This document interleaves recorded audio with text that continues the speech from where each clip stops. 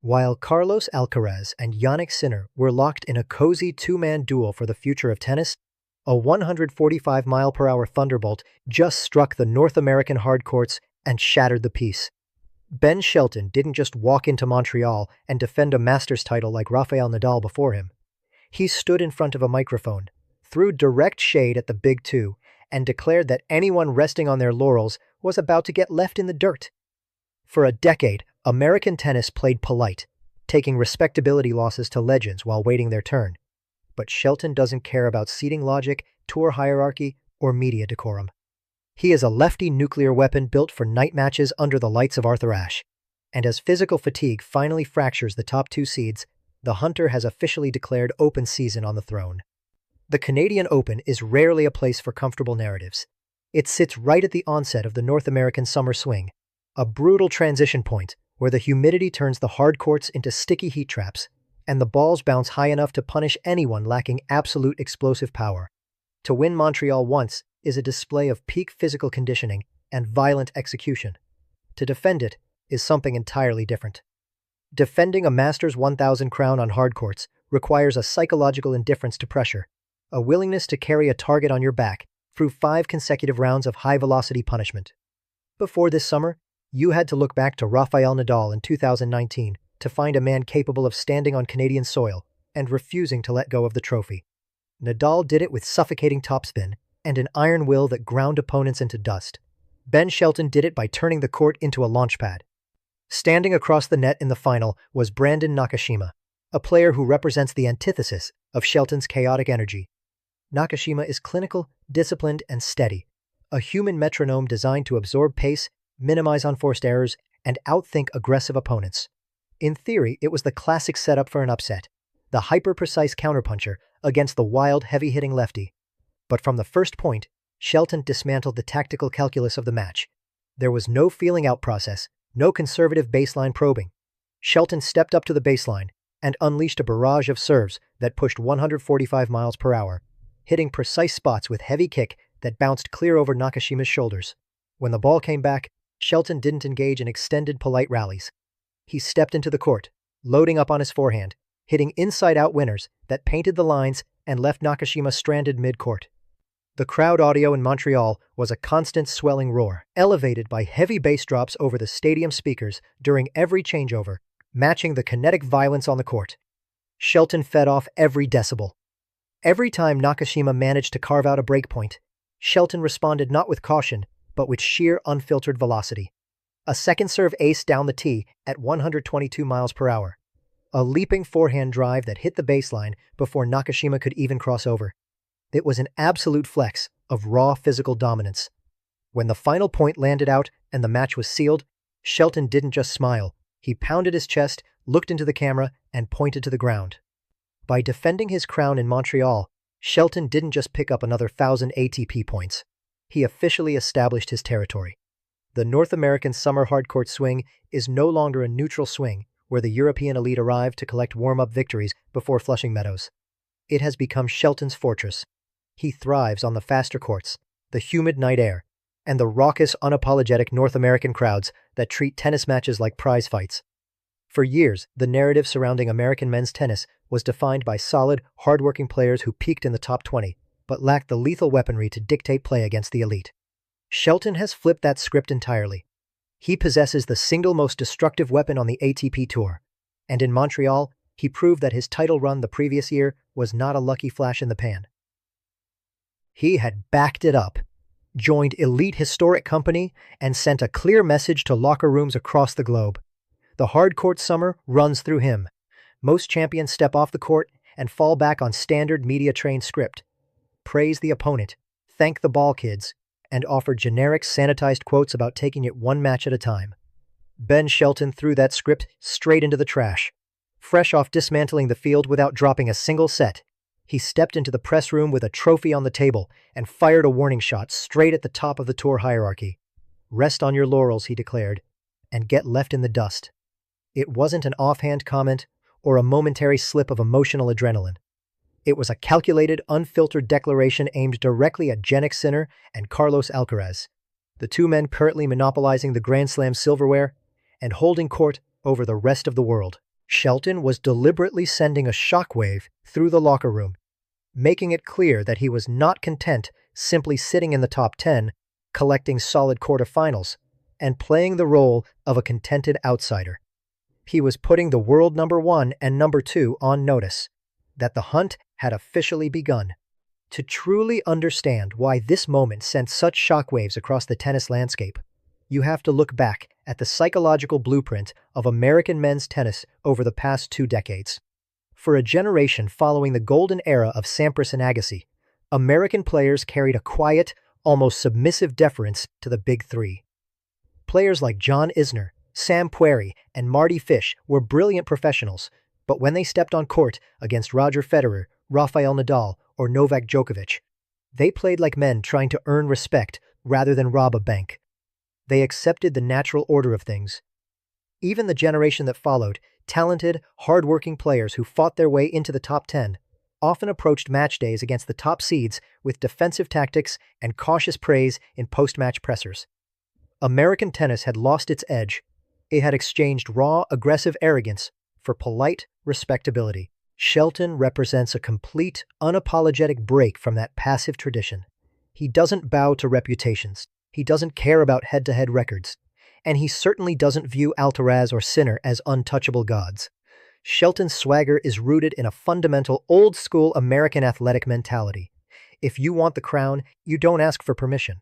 You step into the ring and take it. It's an attitude built on high-stakes college tennis battles at Florida, where hostile crowds, constant trash talk, and unyielding kinetic energy are the baseline requirement for survival. When Shelton steps onto a stadium court, he isn't playing a game of tennis. He is engaging in physical combat. He brings a college football linebacker's intensity to a sport that historically prides itself on quiet composure. And that swagger drives traditionalists crazy, while electrifying a whole new generation of fans. The media reaction to Shelton's press conference was swift, polarizing, and immediate. Traditional commentators instantly questioned whether a player with only 2 Masters 1000 titles to his name had earned the right to target 2 generational champions who already possessed multiple Grand Slam trophies. Pundits on sports talk radio debated whether his words were dangerously premature, an act of bravado that would only serve to motivate Sinner and Alcaraz to obliterate him the next time they crossed paths in a draw. Critics called it arrogance. Former pros called it reckless. But across social media and YouTube, the reaction was electric. Fans didn't see arrogance. They saw a star who refused to act like an underdog. Shelton's declaration mattered because it fundamentally altered the psychological dynamic of the ATP Tour. By declaring himself an active hunter rather than a patient contender, he disrupted the comfortable narrative that Sinner and Alcaraz would reign supreme over a passive field for the next decade. He invited the bullseye onto his own chest, knowingly raising the stakes for every match he plays for the rest of the season. In an era where the top of the men's game had become polite, orderly, and almost predictable, Shelton injected raw, volatile conflict back into the sport.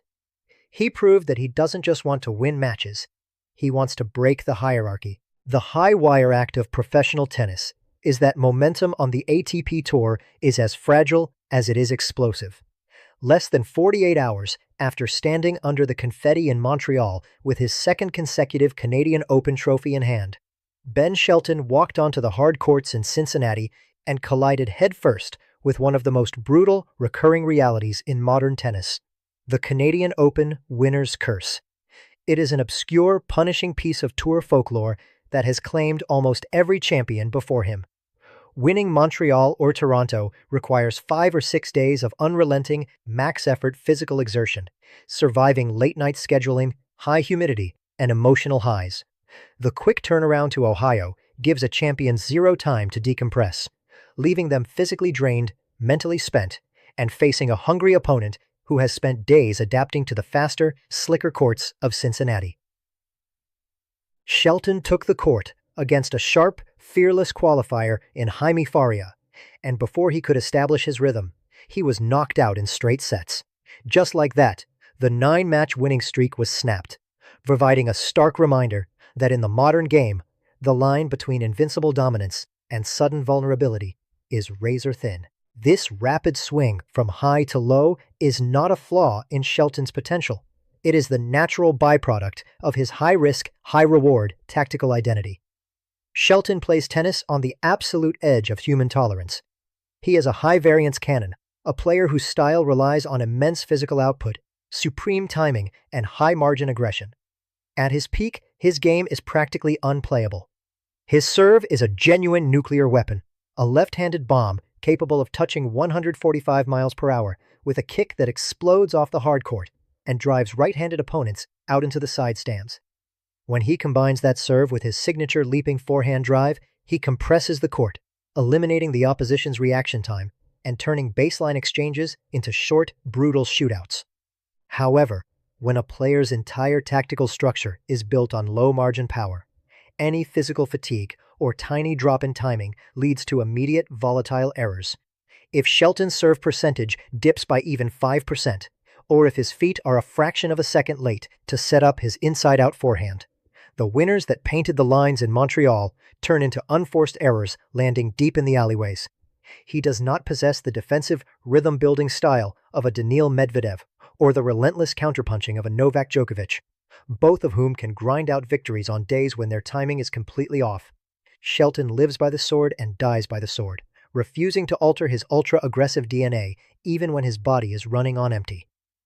Yet, this exact unpredictability is precisely why top seeds absolutely dread seeing Ben Shelton's name anywhere near their quadrant of a Grand Slam bracket. Seeding logic is built on predictability, structured around the idea that the top players can cruise through early rounds using high-percentage, conservative tennis. Shelton completely destroys that mathematical safety net. He is a genuine wildcard who plays with total disregard for rank, historic status, or tournament projection. When an elite player draws Shelton in a best-of-5 setting, they aren't entering a tactical chess match. They are walking into a full-scale artillery barrage, where one hot serve day can send the world number 1 packing before the second week even begins. Shelton's highs are Grand Slam winning explosive. His lows are sudden early round exits. And that sheer unpredictability makes him the single most dangerous disruption on the modern tour. For the past 2 years, the global tennis narrative was treated as an unshakable duopoly. Jannik and Carlos Alcaraz were supposed to sit permanently atop the sport, trading Grand Slam trophies in a comfortable, isolated vacuum, while the rest of the tour played for third place. But elite professional tennis has a way of violently breaking smooth projections. As the tour rolls into the climax of the North American summer swing, that bulletproof aura surrounding the top 2 seeds has suddenly begun to crack. Between Alcaraz managing a stubborn right wrist issue that wiped out his entire clay and grass swings, and Sinner nursing a nagging right knee that forced him out of the lead-up Masters events following his Wimbledon run, the ironclad monopoly at the top has fractured. The physical toll of running at max intensity for 10 months a year has finally caught up to the leaders, creating a massive, rare vacuum at the top of the ATP hierarchy. While the media fixates on whether Sinner and Alcaraz can recover in time for New York, the hungry pack behind them isn't waiting around for a written invitation. The rest of the tour has smelled blood in the water. Players like Ben Shelton, Holger Rune, and a fierce new wave of fearless heavy hitters realize that the gap between the top 2 and the rest of the world is no longer a canyon. It is a narrow gap that can be stormed with pure violence. They are no longer entering Masters 1000 brackets looking for honorable quarterfinal appearances.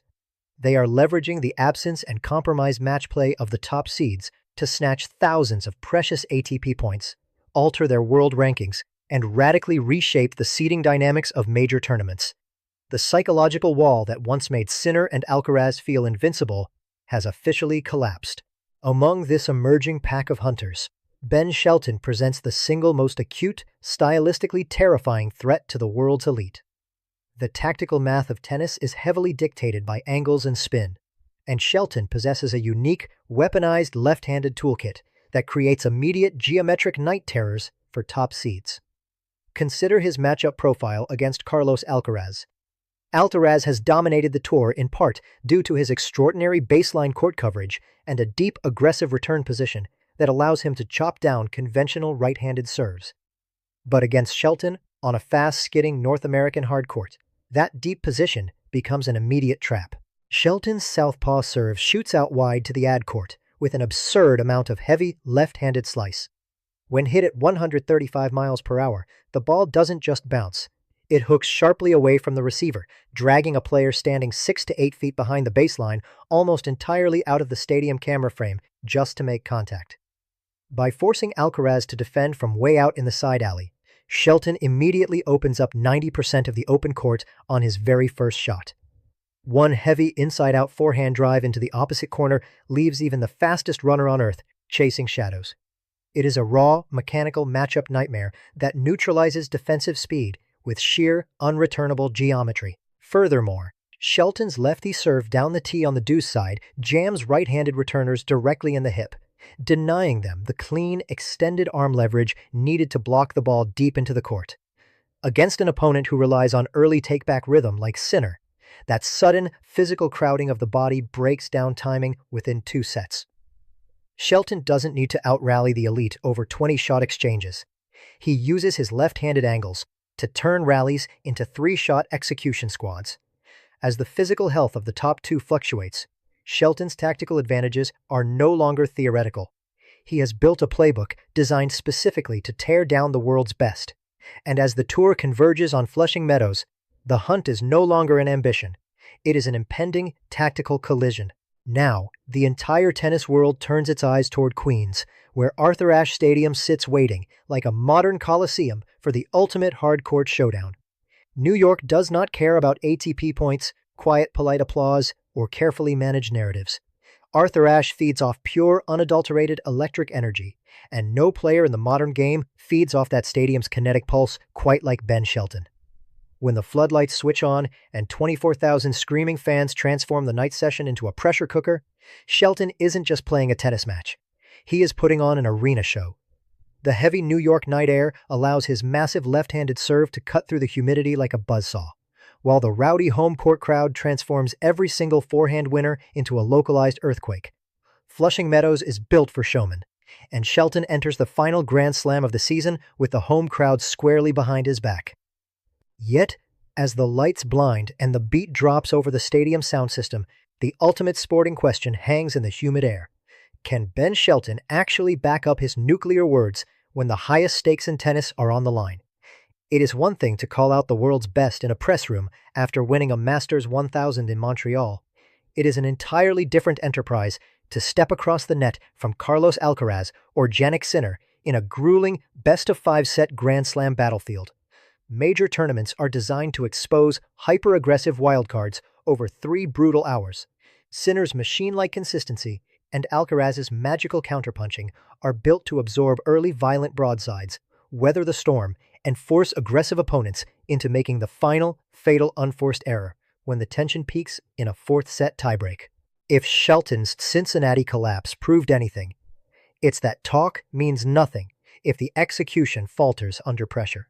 The Big Two have spent the last 2 years accumulating Grand Slam trophies precisely because they know how to win on their worst days, locking down baseline points and suffocating aggressive opposition with tactical maturity beyond their years.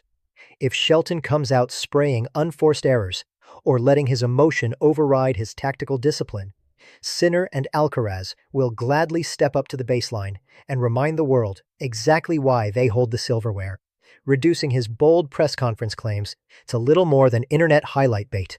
The line between being a legitimate generational challenger and just another loud, short-lived threat on the ATP Tour is defined exclusively by major titles. Yet win or lose in Queens, Shelton's fearless charge marks something far larger than a single player's run. It signals the definitive, long-awaited return of American swagger to men's professional tennis.